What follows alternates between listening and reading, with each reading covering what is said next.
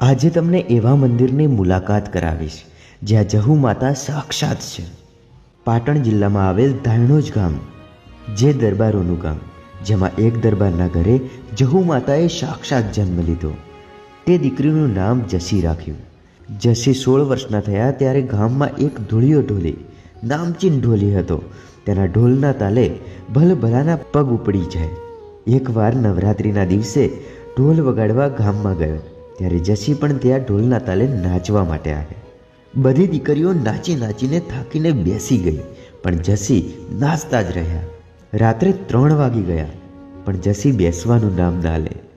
ત્યારે તેમના પિતાજી આવીને બોલ્યા, 2-3 વાર કીધું કે જસી હવે મોડું થઈ ગયું, ચાલો ઘરે.